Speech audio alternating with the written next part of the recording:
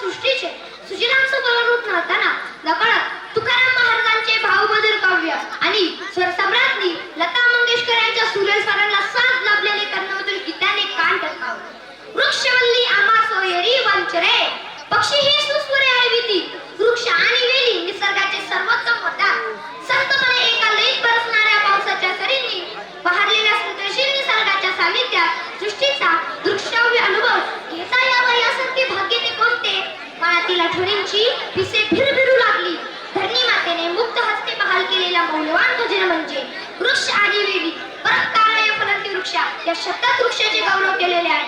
निसर्ग आणि मानव यांच्यातील स्नेह संबंधावर पुरातन काळापासून आहे. अगदी अनादी काळापासून निसर्ग मानवाचा मित्र आहे. वृक्ष ही निसर्गाने मानवाला दिलेली देणगी आहे. अलीकडे पर्यावरण प्रदूषणाविषयी बरेच काही वर्तमानपत्रात वाचायला मिळते. प्रदूषणाचे दुष्परिणाम आता सर्वत्र मोठ्या प्रमाणात जाणवू लागले आहे.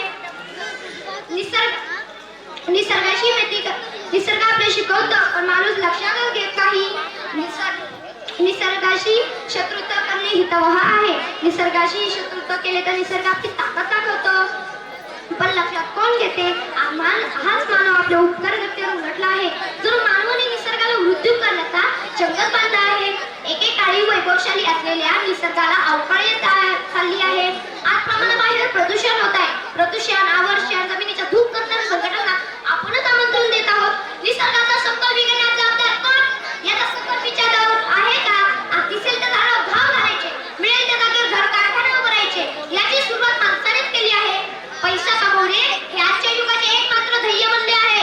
पैशाच्या मागे लागत असताना आपण त्या झाडाच्या आश्रय राहतो. त्या झाडावर आघात करून आपण आपला सर्वनाश करून घेत आहोत. हे माणसाच्या लक्षात येते ना. पण मनातील लोक त्याला स्वस्थ बसून देत नाही. सुंदर निसर्गाला विदेशाचे घर करता लागणार नाही ना. मनात शक्यचे काहूल निर्माण होते. असे असेल तर हर लोभी माणूस निसर्गाच्या घरी कारणीभूत असेल. यंदा उन्हाळ्यात तापमान 85 ओलांडण्याच्या मार्गावर झुकू लागले. पाऊस वेळेवर पडतच नाही. वैश्विक तापमानात सावत आहे. हिमशिखरे वितळत आहे.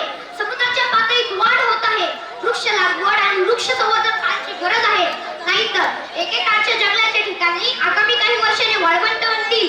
जमिनीसाठी सत्तेसाठी नव्हे तर पाण्यासाठी माणसात युद्ध होतील. वृक्षांना आपण सोयरे वंशरी म्हणतो ना. वृक्षाची काळजी घेणे आपले आद्य कर्तव्य आहे. प्रत्येकाने किमान एक तरी झाड लावावे. रोप लावण्याबरोबर ते कशी जगतील याचीही खबरदारी घेतली पाहिजे. संगोपन केले पाहिजे. नाही तर वन महोत्सव साजरा करायच्या. मोठे मोठे मंत्र्यांना आमदारांना आमंत्रित करायचे. त्यांच्या हस्ते वृक्षारोपण करायचे. झाडे लावू पाणी घालू वृक्ष संवर्धन करू अशा घोषणा द्यायच्या आणि पुढच्या वर्षी हे स्थिती. याला काही अर्थ आहे का. निसर्ग कोटला अन्यापेक्षा आपण त्याच्यात किती कारणीभूत आहोत याची विचार करणे शहाणपणाचे ठरेल. मी जाता एवढंच बोलतो की आपण सर्व झाडे लावू पाणी घालू